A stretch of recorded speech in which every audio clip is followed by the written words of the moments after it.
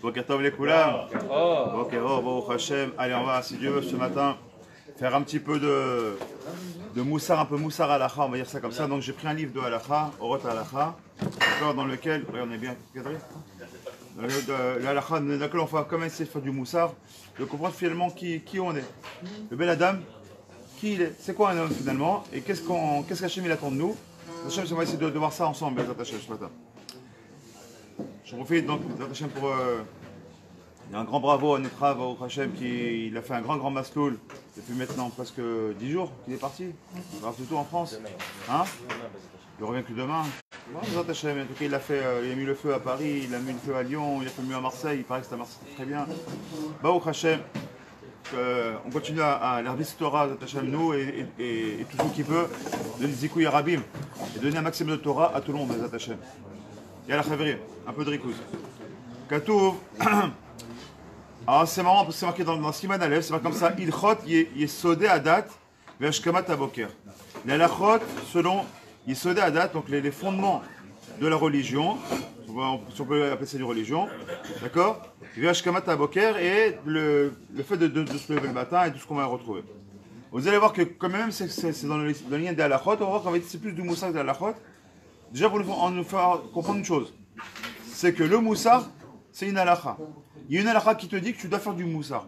Donc tous ceux qui sont, y compris un yeshivot et qui ne font pas de moussar, tout simplement ils se trompent. Pourquoi? Parce qu'un homme, sans moussar, il ne peut pas se construire, c'est impossible. Comme le dit le Ramban, d'accord? Torah timecha, aval moussar avicha. D'accord? C'est une fameuse chanson, d'accord? Qu'on chante. Moussar avicha. C'est-à-dire que c'est important, c'est que quelqu'un qui n'a pas de moussar, il est orphelin de son père. D'étudier la Torah Kalakavod, d'étudier le Shas, les Poskim, les Rishonim, qui tu veux, les Midrashot, le Zohar Kadosh, mais si tu as envie. Mais si derrière tu ne fais pas du moussar, tu ne te construis pas. Et si tu ne te construis pas, tu une coquille vide. Parce qu'une fois que la coquille elle est cassée, tout va s'effondrer. Alors il dit comme ça. Katou, c'est marqué dans Mishlei. Ora Chaim le Ma'ala le Maskil, le Ma'an Sou Misheol Mata. Il dit, Shlomo Melech Alav Shalom, la voie de la vie, c'est vers le haut, c'est vers Kajoukou. Les maskil, c'est Kajoukou. Les ma'an sur Mishol Mata, afin de se sortir de quoi? Du Sheol, c'est les abîmes, d'accord? Donc de ce monde-là, les Mata. Au bureau Nira, qui a Malachim Nivra ou Bayom Hasheni, comme on le sait très bien, d'accord? Quand on prend la partie de Bereshit, d'accord? Yom Hasheni, qui a été conçu? Quelle créature? Les Malachim, les anges. Et on voit que le Yom HaChamishi, le 5e jour, qui c'est qui a été créé? Les Behemoth, les animaux. Pourquoi il nous dit ça? Parce que rappelez-vous, on a dit que le Shlomo Melech Alav Shalom, il appelle là-bas Orach Chaim le Ma'ala, d'accord, les maskil, donc on parle des Malachim. Ensuite, il dit les Mansur Mishol Mata, et en bas, c'est quoi les Behemoth? C'est qu'ils sont liés à la terre, ici-bas, gas. המלאכים עובדים את הבורם ואין להם יצר הרע.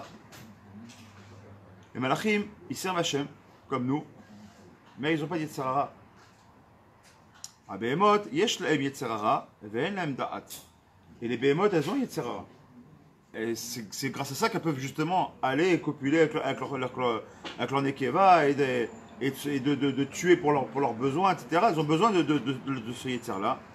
Au mimela, la malachim lo magia sachar be'ad avodat Hashem.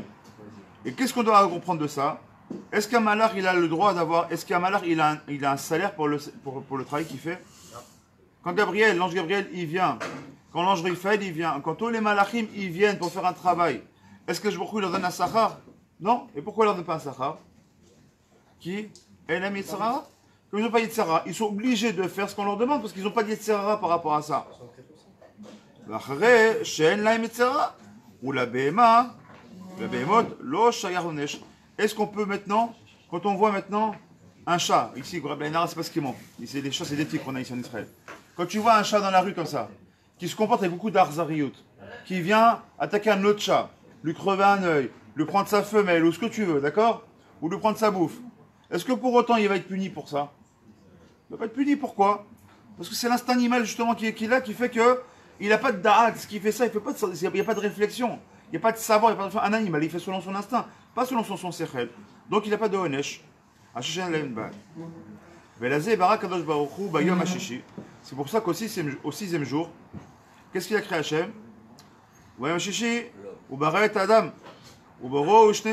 Et il a créé un homme avec deux ktsavot, avec deux niveaux, deux entités. Une entité animale, une entité ultra cérébrale, on va dire quoi? On va dire une entité divine. Nathan bo et aneshama, meira ba'adam lada'at, et b'radam, et b'raolam, kemalach. Et d'un côté, on a le cholek Elokim Ma'al, on a cette fameuse neshama qui est en nous, pour nous faire quoi? Pour nous faire prendre conscience qu'il y a un Dieu, vivant, qui est Boréolam, qui est là et qui est un mani, qui est un maître d'orchestre de tout cette création-là. Comment on peut le comprendre, comment on peut le savoir, comment on peut le vivre, alors qu'on ne l'a pas vu? Un homme, par définition, un homme, il est très sceptique. Il ne croit que ce qu'il voit. Nous, un juif, on est l'antithèse de ça. C'est que nous, on croit. C'est quoi la vraie émouna? C'est qu'on ne croit pas. C'est qu'on sait. D'accord? On sait que Dieu existe. C'est pas on croit. Parce que croire, comme je l'ai dit souvent, je l'ai dit plusieurs fois avec certains d'entre vous ici, quand je dis je crois qu'il y a un Sefer Torah dans le Echal, ça veut dire que peut-être il y en a un, peut-être il n'y en a pas. Donc si je crois en Dieu comme toutes les croyances mondiales, pourquoi ça on voit que c'est une religion et non pas une religion? Parce que une religion, eux, ils croient en un Dieu, ils croient en Mahomet, ils croient en. Ils marchent moi l'acrobate, ils croient en ce que vous voulez, ils croient en Bouddha. C'est une croyance, parce que peut-être que c'est vrai, et c'est sûr que c'est faux. C'est du mensonge, nous on le sait. Parce que le maître et le maître nous on le sait. Le savoir, c'est une forme de quoi? Une savoir de justement. Le savoir, c'est ça qui nous donne la vérité. Le savoir et la vérité sont des choses qui sont ensemble. Il dit comme ça, les chol, velishtot, velishon, astechajratini. Il a créé maintenant l'homme dans un gouffre. Maintenant ma peau, c'est de la peau. D'accord? Tu prends Mohamed, Christian ou Moshe, on a tous la même peau. On a tous le même sang. On a tous des cheveux, on mange et on va aux toilettes comme tout le monde. On va dormir, on a besoin de dormir. On a besoin de vivre. Il y a des machalot. Tout existe comme. Alors c'est quoi ça? Ça c'est comme la BMA. Quand la BMA aussi elle a de la peau, quand la BMA aussi elle mange, quand la BMA elle aussi elle va dormir, quand la BMA elle a besoin de sa femelle, la BMA tous ses besoins physiques.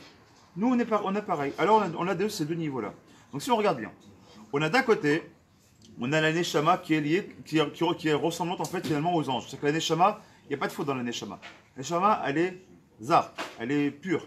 Pourquoi? C'est Chelek Elokim Ma'al. Et elle a besoin de se régénérer, c'est pour ça qu'à chaque fois qu'on va dormir, d'accord? Hop, elle quitte le corps, elle va donner elle va se régénérer, elle revient dans ce corps-là. Donc c'est ça Chelek Elokim Ma'al, c'est donc la Neshama. On a ce qu'on a fait le sang. Le sang, on appelle ça le Nefesh Behemi, d'accord? L'âme animale, c'est quoi? C'est ce qui nous attire vers le bas. C'est tous les besoins physiques de ce monde-là. Et au milieu de tout ça, qu'est-ce qui fait le chibou entre la Neshama et le Nefesh Behemi? On a ce qu'on appelle le Ruach. Et notre ami ici présent, Rabbi Zedigman, comment est-ce qu'on appelle ça en araméen, le Ruach? Hein? La parole. La Mélala. C'est quoi le Mélala dit Yann Kolos? C'est la parole. C'est quoi le Ruach? C'est la parole. Qu'est-ce qui différencie un singe d'un homme? C'est la parole. Pourquoi un homme il est plus évolué que les animaux? Grâce à la parole. Qu'est-ce qui fait qu'aujourd'hui on peut s'adresser à Kajbourou, c'est à travers la parole? C'est pour ça qu'on a fait beaucoup de théories, où on a vu la force de la parole. Comme on l'a dit souvent, la parole est créatrice. La tefila, ça se fait avec la bouche. Tout est fait avec la bouche. La force de l'homme, on l'a vu avec la paracha de la semaine, de Toldot. Akol kol Yaakov. C'est la voix de Yaakov qui est importante. Tout le reste, les ma'asim, les actions, c'est bien. Mais sans la voix, sans la bouche, ça ne peut pas se faire. On le verra même au niveau, sur le Médishraï, on le verra même au niveau des halachot. Hein, Youssef? Pendant que tu parles. Comment on fait? Quand tu fais ton sheakol, on doit faire quoi? Marshava, dibour, vemaaseh. Marshava, je dois voir de quoi? Je dois aller le kavana, que le café que je vais boire, c'est akol me'et Hashem. Le dibour, c'est baruch et Hashem, sheakol yanivaro. Le maaseh, c'est glou glou glou, je vais le boire. Quand je bois mon café, la brûle. Quand je bois mon café, je suis en train de faire trois niveaux. Je suis en train de faire le niveau de Nefesh, de Ruach Neshama. Quand je bois mon simple café. Un juif qui boit un café, c'est pas comme les nations du monde. Quelqu'un des nations du monde qui boit son café parce qu'il a soif, il a envie d'un bon café, il se fait un kiff de son café. Le juif, c'est pas ça. Comprenez bien, frère. Comprenez bien que c'est important. Parce qu'un juif, il doit faire de l'élévation de la matière. C'est-à-dire que le Inyan qu'on est en train de faire ici, c'est le fondement. Pourquoi c'est dans la halakha et pas dans un sam de Moussa? Parce que si tu n'as pas compris ça, tu peux faire, on a encore vu ce matin avec la halakha du Talit par exemple, tu peux passer l'oyatzat des chova. Tu peux faire des actions sans être tout simplement sorti de la misa. Pourquoi? Parce que si tu n'es pas mis de kaven, comme il dit le Raya Kedosh, quelqu'un qui fait une bracha sans kavana, c'est qu'il gouffe, belo neshama.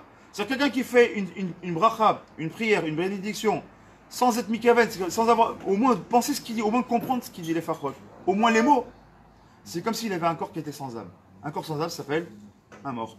Ta bracha, c'est une bracha qui est morte. Ta mitzvah, c'est une mitzvah qui est morte. Alors, tu auras un salaire? Oui, tu auras un salaire. Tu as mis tes filines. Le mec qui pense à la banque, machin, il met tes filines. Tu auras un salaire? Oui, bah oui, j'ai mis tes filines. Mais tu n'auras pas le salaire de la mitzvah. Tu auras le salaire de l'action simplement. Mais quand tu fais les shamichou, et tu penses que c'est, tu te sors de quoi? Il y a cette imsraïb, et tu vas être keneged alef pour enlever les ta'avod, keneged amour pour et ta mochin. Et tu penses à faire les shamichou. Ça, c'est déjà, ça s'appelle marshava. Ensuite, tu fais la bracha, les anières tes filines, tu t'assois et tu tranquillement, tu les mets, etc. Et ensuite, tu fais kratchema avec au kadesh techol bechor.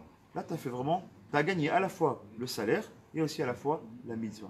C'est ça qu'on doit comprendre. Tout ce qu'ils enseignent ici, c'est ce yin-là. Pourquoi on prend? Pour nous faire comprendre quelle différence qu'il y a entre les anges et les béhémoths, c'est que l'homme, il est au milieu de tout ça. L'homme, il est à la fois ange, il est à la fois, pas des mots, hein, il est à la fois ange, il est à la fois béhéma. C'est qu'il peut être à la fois l'un ou à la fois l'autre. Maintenant, justement, s'il se laisse emporter par l'un ou par l'autre, automatiquement, il se perd. Vous comprenez bien ça? Ça veut dire quoi? Quelqu'un qui est loin de la Torah, il est attiré par quoi? Par le côté béhéma. Vous voyez, quelqu'un qui est loin de la Torah, il va être attiré par quoi? Les femmes, les honneurs, le kavod, tout ce qu'il y a dans ce monde-là, c'est normal parce qu'il est tiré par la gashmiut, il est tiré par la matérialité, il est tiré vers le bas. Il n'y a que ça qui peut l'intéresser parce qu'il n'a pas de Torah, donc il n'y a rien de spirituel. Donc sa neshama à lui, elle est très très très fine. Pas qu'elle est fine, c'est la même, mais elle est très voilée par ce qu'on appelle les écorces, les clipotes de la matérialité. A l'inverse, très souvent, celui qui vient de faire teshuva, il est plein de hitlahout. Il était loin, mais d'un coup il fait des choix, il est passé de ceux qui étaient en bois de nuit, venir vasser en 2 jours. Ah bah, ça n'existe pas ça. Tu vas pas devenir un ange, ça n'existe pas. Il commence à faire, je connais des gens comme ça, ils commencent à faire, et des ta'aniyot, et des jeunes, et des sigoufim, ils se sont meurtris le corps, et ils dormaient plus qu'1 heure ou 2 heures par jour, et bah, mikvé froid, en pleine nuit, dans la nuit, comment on appelle ça, dans la mer, et tout seul. Pourquoi tu fais ça? Ces mêmes gens, t'attends 6 mois, dès qu'il se casse la figure, c'est mort. Il retombe encore plus bas de l'obésité. Pourquoi? T'es pas un ange. Ok, t'es pas une BMA, mais t'es pas un ange non plus. Reste à ta place. Baba Salé du Baba Salé parce qu'il a eu le srout à vote, parce qu'il a eu le temps de se faire. Comme je sais pas ce qu'il m'a dit dans la semaine, celui qui m'a dit ça. Quelqu'un qui veut devenir professeur. Qu'est-ce qu'il m'a dit ça dans la semaine? Quelqu'un qui veut devenir médecin, par exemple, d'accord? Ou un grand chirurgien, un professeur, ou quelqu'un dans la recherche. Et ça va, du jour au lendemain, il dit bon, j'ai fini le bac, je vais être chercheur ou je vais être un chirurgien plastique. Et on va dire, Habibé, fais déjà les grandes écoles, tu vas être reçu des classes préparatoires, une fois que tu as ton diplôme, fais-toi ton expérience, grandis un petit peu, après tu deviens en interne, et après seulement on verra si tu deviens un grand professeur. Ça, c'est pas du temps. La vie de la l'autre. La Torah, c'est Calvachomer. Les gens ils pensent que la Torah, je fais comme ça, c'est bon, je veux la Torah. Mais pas. La Torah sur un pied, ça n'existe pas. Il y en a qui ont voulu faire ça, c'est pris des coups de bâton par Shamaï. Qu'est-ce que la Torah sur un pied? Dégage. Il faut se forger, il faut se travailler. Il dit comme ça maintenant. שהנפש בהמית ניסתה לתאוות העולם הזה, כמו להביא כבהמה, ונשמה טהורה נלחמת כנגדו ומראה לו שלא לקרניברה, אלא לעבור את הבורא כמלאך. Donc quand on doit servir à Kadosh Baruch Hu, on doit essayer de le servir comme si nous étions comme si on était des anges. ויף הדברים הגשמיים ממוכרים לעשות, כאכילה ושתייה וישנה. Et quand on doit manger, on ne doit pas manger, on doit pas être comme des anges. Quand il faut manger la brioute. Juste ce qu'il faut faire, c'est pas yoter midai. Par exemple, tu as pris le matin comme ça, tu as pris 2 pains de maisonnotte, un ça va suffire, pas 2. D'accord, comme il a fait le ami égal. Il a pris 2, il a mangé un. Pourquoi? Il faut, comme il dit le Rambam, tu prends un petit peu, il faut être capable de. Il faut être capable de mettre de côté. Il dit le Rambam à Kadosh, il dit si quelqu'un veut être bari, qu'est-ce que c'est une chose? Il faut qu'il laisse toujours un tiers de ce qu'il a mis dans son assiette, un tiers qui ne touche pas. Pourquoi? Un homme qui a un estomac qui a à jour le un tiers vide, il sera tout le temps en bonne santé. Juste une parenthèse personnelle. Pour ceux qui m'ont connu, je faisais 141 kilos. J'étais très malade. Je prenais 9 cachets par jour. La tension, la khalzita, comment on appelle, la saccharette, le diabète, j'ai des problèmes pour les reins. À l'époque, j'avais 40 ans. 40 ans, 9 cachets par jour, comme un petit papy qui prend. Par jour. Le zardette, des trucs très plus. Excuse, si vous savez comme moi, tout ce que tu prends d'un côté, ça t'escanne de l'autre. J'avais des jambes qui étaient aussi noires que ma kippa là. J'avais des jambes jusqu'au genou, comme que la saccharette. Elles étaient violettes, marron, un peu noires, comme ça, Hachem. Au moment, on m'a dit, bah écoute, continue comme ça, et puis si tu veux, d'ici 2-3 ans, on fera ton trou, et puis on viendra te faire le Kaddish. On m'a dit ça comme ça, de façon brutale. J'en ai pris conscience. Et donc j'ai fait ce qu'on appelle Kitsur Keva, j'ai coupé.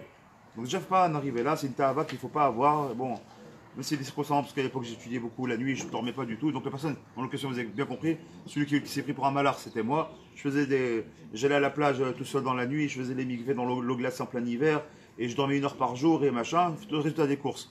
Non seulement je me suis effondré physiquement, au bout de 3 ans ou 4 ans, mais je me suis effondré physiquement. Et en plus de ça, j'étais très très haut, enfin je croyais très très haut. Je ne suis plus, pas très bas, mais je suis quand même redescendu par rapport à ce que j'aurais pu être. Et finalement, ma santé elle en a pris un coup parce que comme je ne dormais pas pour récupérer, je mangeais. Et je suis monté de 105 kg à 140 kg en l'espace de même pas 2 ans. Et j'arrivais même plus à respirer, bon, très compliqué. Quand je suis allé voir le médecin, j'ai fait Kitsur Keva, donc j'ai coupé comme ça. Pourquoi je raconte ça? C'est pas pour raconter ma vie, c'est parce que c'est parti du shiur. Parce qu'on parlait du Rambam. Le professeur en question qui m'a fait l'opération, pas du tout religieux, il me regarde comme ça, il me dit, il voit que la kippa, la barbe, à l'époque j'avais une barbe qui était jusqu'ici, et il me dit, t'es religieux toi?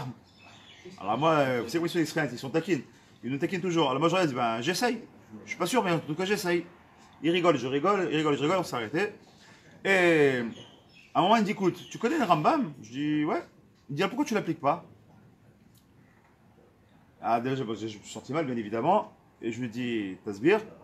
Il s'est marqué dans le Rambam que toutes les maladies, il dit, tu vois tout ce que tu as là, toutes les maladies, c'est à cause de ton poids. À cause de une seule chose, à cause de ton keva. Ton keva, c'est-à-dire ton estomac. Mais sache une chose, toutes les maladies, 99% des maladies de ce monde-là, d'accord, elles viennent de l'estomac, elles viennent de tout ce qu'on mange. Je dis, ah bon? Il me dit, ouais. Alors j'écoute, en fin d'opération, bon, j'ai fait l'opération en moins de 15 jours, etc. J'étais vraiment dans un niveau qui était assez mauvais, on va dire. J'ai une boule qui était sortie de la tête. Bref, c'est vraiment un mauvais truc, mauvais passage. Et j'ai écoute, mais j'ai un problème. C'est que moi, je prends 9 cachets par jour et l'infirmière vient de me dire que dans les premiers jours, je ne pourrais même pas avaler un verre comme ça. Ce sera mes repas pendant les premiers jours, ce sera un verre d'eau, même pas un demi-verre d'eau. C'était vraiment ça. Parce que mon estomac qui était gros comme ça, au final, c'était comme ça, un petit backbook comme ça en fait. C'est ce qu'il fait en fait. Ils m'ont enlevé en gros, ils m'ont enlevé plus de 75% de mon estomac, c'est énorme. Même un peu plus. Alors je dis, j'ai un problème, comment je vais prendre mes cachets? Là tu me dis de l'eau, je pourrais à peine l'avaler, comment je fais? Mais ça me dit, pas l'autre ça rire. Je dis, il est fou, il est médecin celui-là ou il est tipèche? Il comprend rien celui-là, je prends 9 cachets par jour, c'est très bien ce que je prends. Il me dit, la zouave, l'autre ça rire. Je dis, comment l'autre ça rire? Il me dit, l'autre ça rire. Bon, ben l'autre ça, j'ai pas le choix. Et ils m'ont coupé, je peux rien avaler, vraiment rien avaler. Mais Kitsour, effectivement, parce qu'aujourd'hui, Baruch Hashem, ça fait même plus de 3 ans que j'ai fait cette truc-là. Grâce à aujourd'hui, je ne prends plus un cachet du tout, alors pas du tout. La sacrette, elle a disparu, le gambré. J'ai la dame qui est la pression artérielle, la tension artérielle qui est au top du top. Je vais en faire des petits codes. À côté de toi, VIA fait. Pourquoi? Pourquoi ça? Parce que tout simplement, à cause de quoi? À cause de la nourriture. 5, ouais, 5, t'as raison. Bon, Hachem. Tout ça, consommari. Tout simplement pour nous dire quoi? Que si on est trop tiré par l'état à vote, on se fait du mal à soi-même. Ce monde, notre corps, il n'a pas été fait pour ça. Le monde, il n'a pas été fait pour qu'on aille au-delà de ce qui était demandé. Fais ce qui a tes besoins. Tu dois boire et manger. Boire et manger, pourquoi? Pour se faire quand j'ai beaucoup. Le yotermidat, parce que tu te fais du mal à toi-même. Bon, c'est une parenthèse que je referme. Ou le mot Adam, marim lo mikol ma'asav ketuvim besefer, vechotam yad Adam bo, vehim ala bederech Torah ou mitzvot, nochel gan Eden. שהוא תענוג בלי גבול ובלי המשך זמן, ואם חס ושלום להפך יורש לגיהינום, אין מה לעשות. ומכל ייסורי העולם, אז זה כעין נגדו, חס ושלום. Il dit maintenant tu as le choix, ça s'appelle le libre arbitre.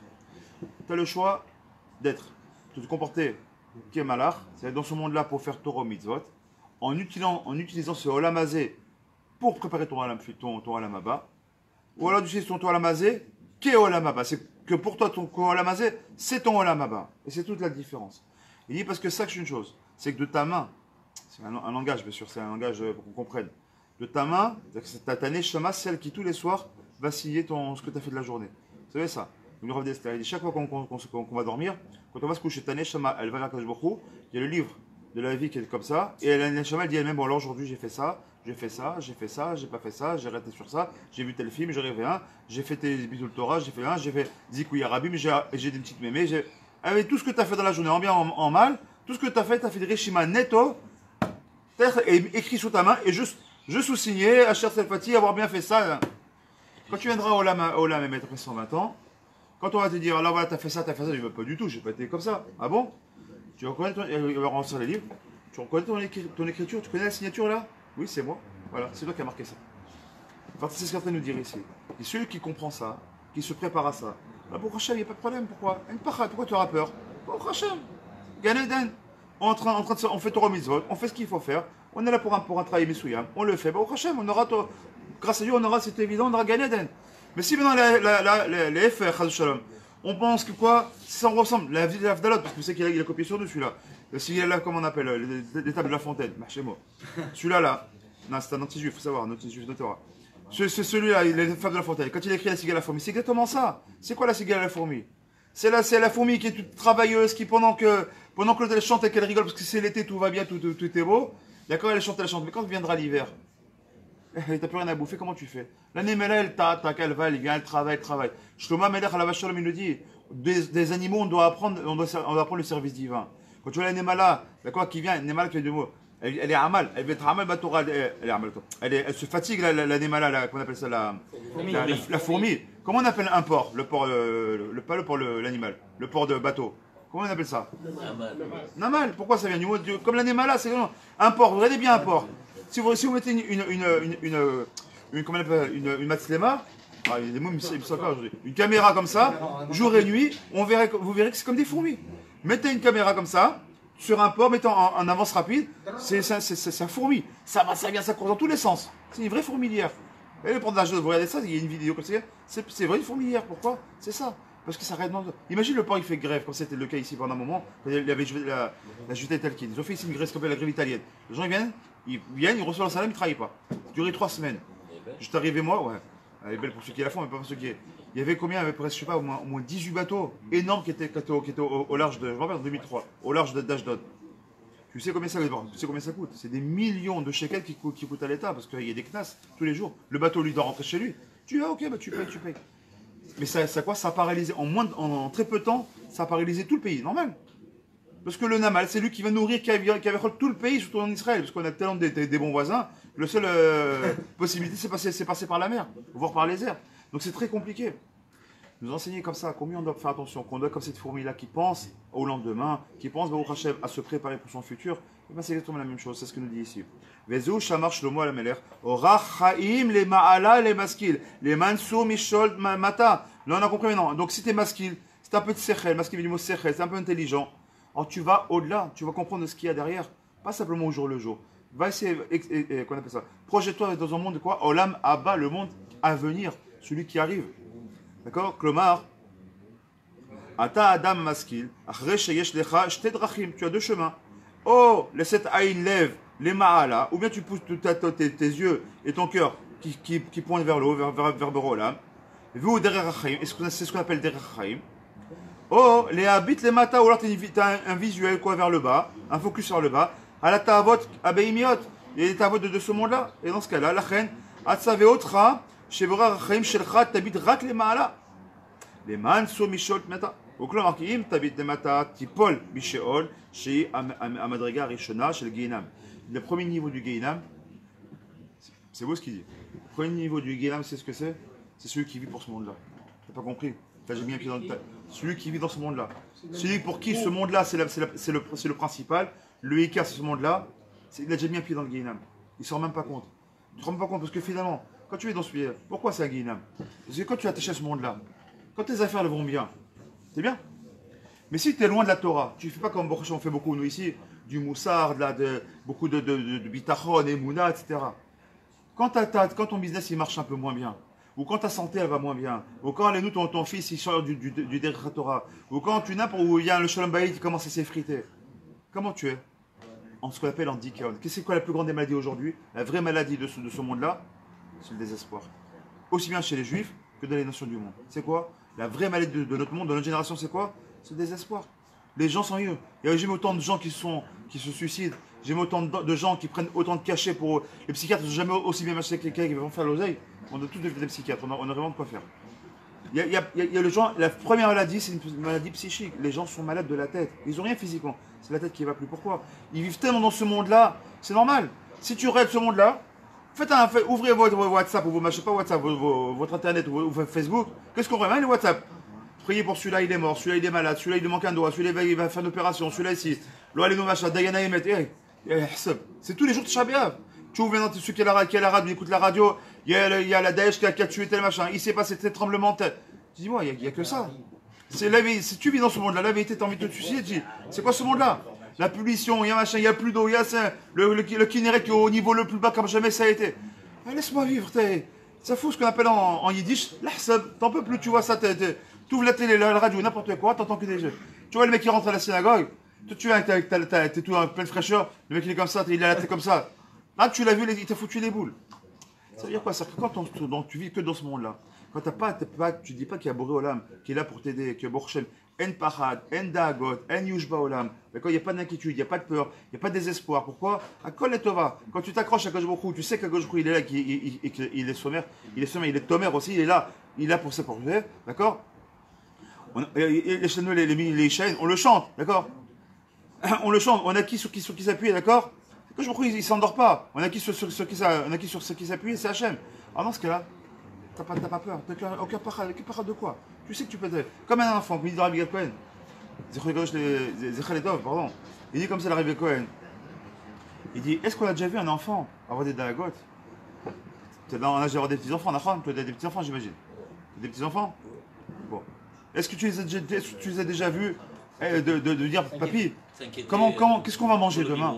Papy, est-ce que j'aurai une maison encore demain? Papy, est-ce que j'aurai encore un habit demain? Ou ton fils? Hein?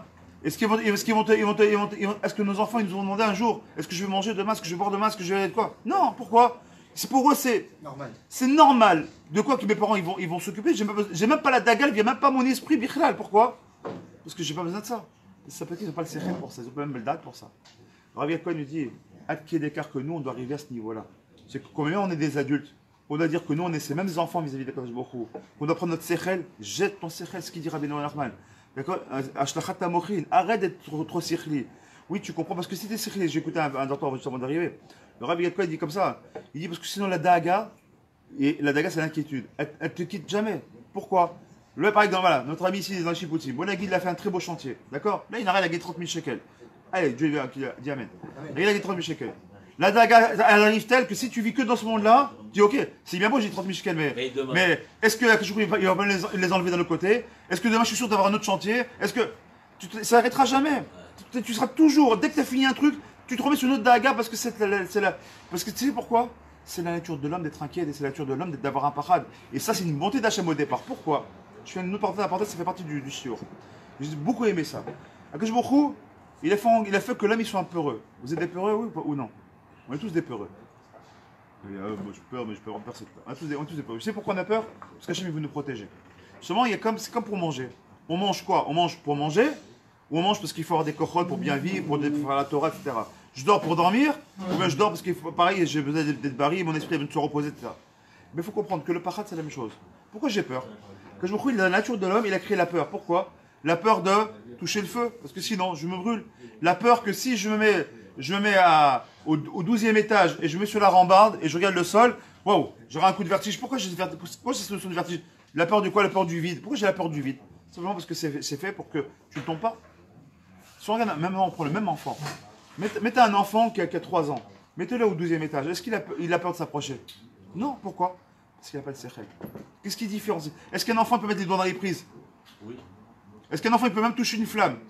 Oui. Vous avez jamais vu comment on fait attention quand on fait les barbecues avec les enfants qui tournent autour? Pourquoi? Parce qu'un enfant peut mettre la main dessus sans faire attention.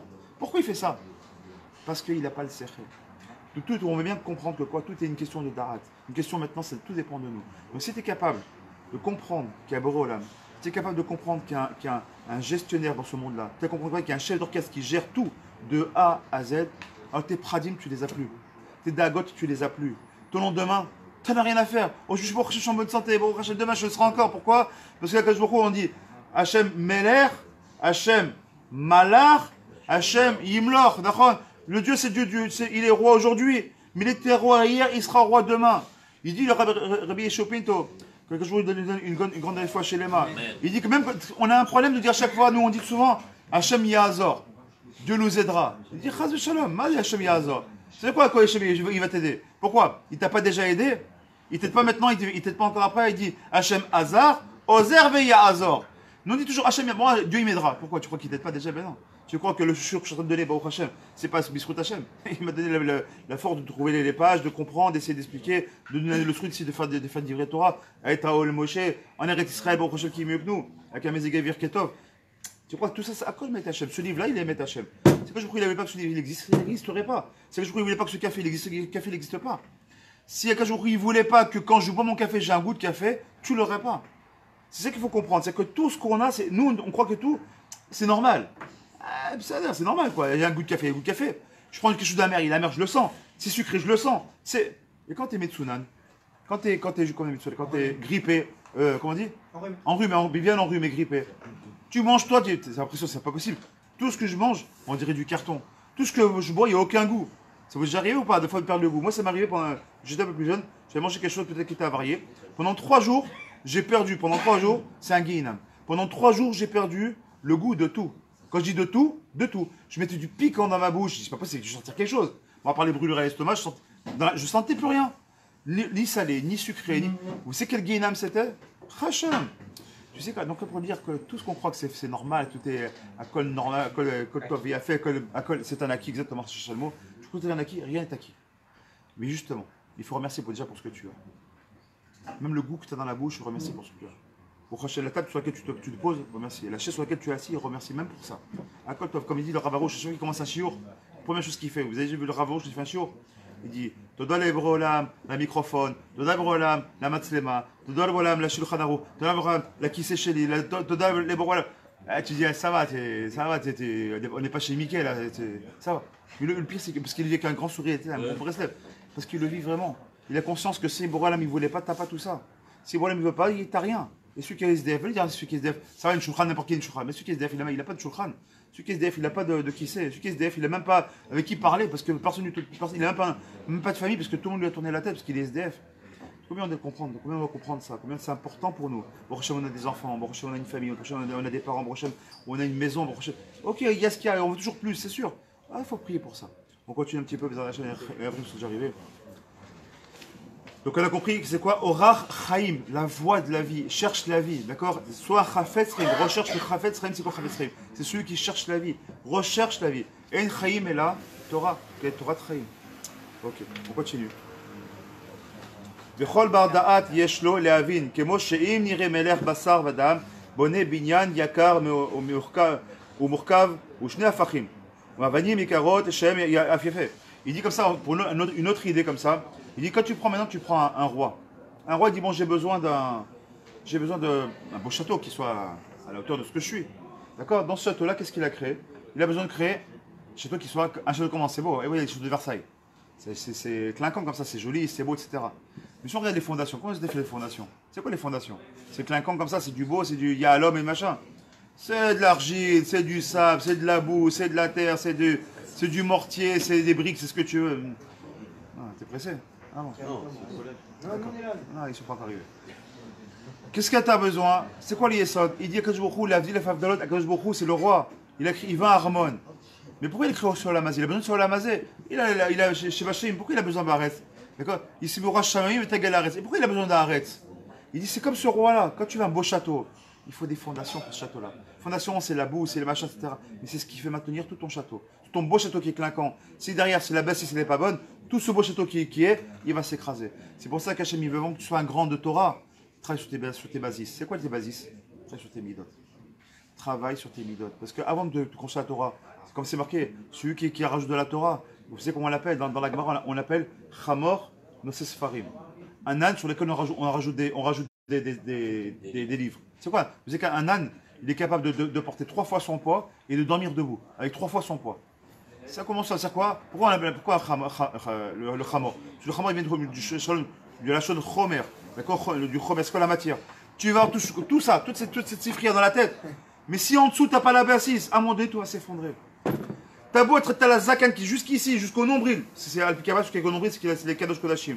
T'as le redingote, t'as le machin, mais si tu ne travailles pas sur tes midot, en un clin de Yetzirah, il peut te faire tomber et te faire t'écrouler. T'écrouler, toute la Torah que tu as peut s'écrouler.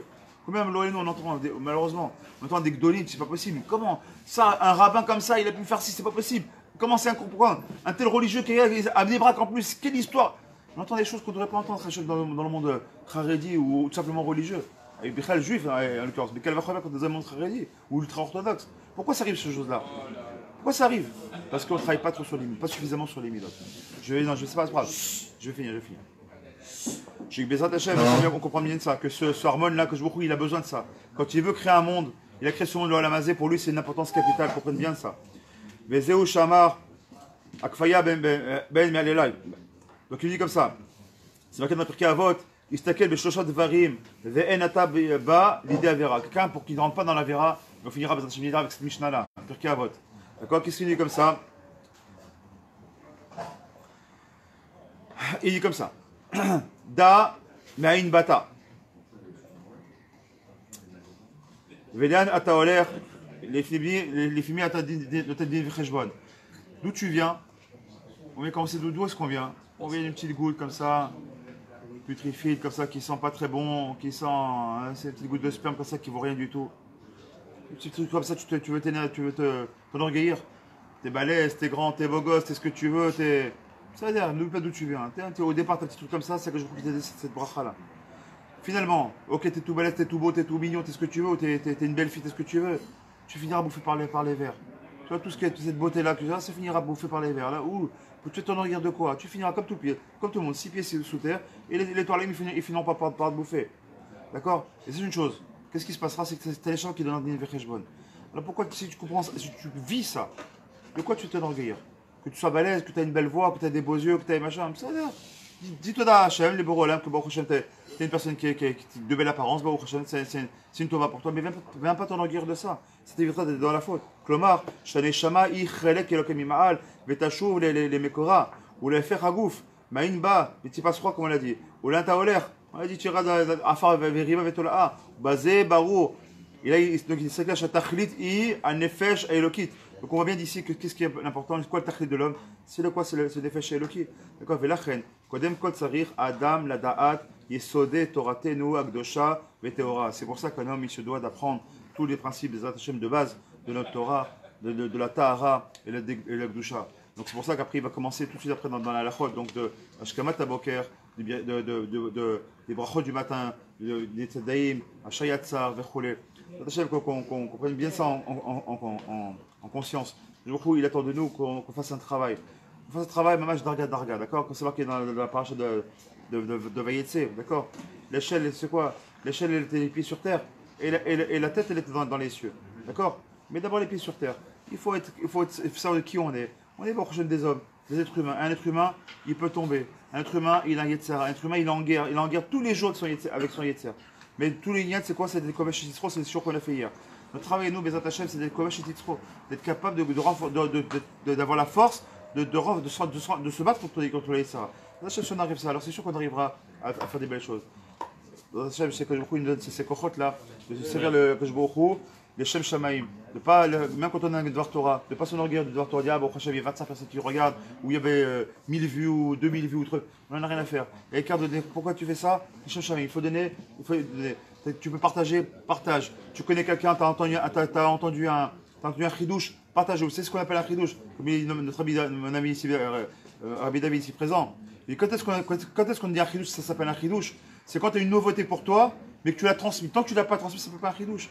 Tu lis un livre, tu as le souhait de lire un livre, d'apprendre quelque chose. Tu gardes pour toi, ça ne s'appelle pas encore un chidouche.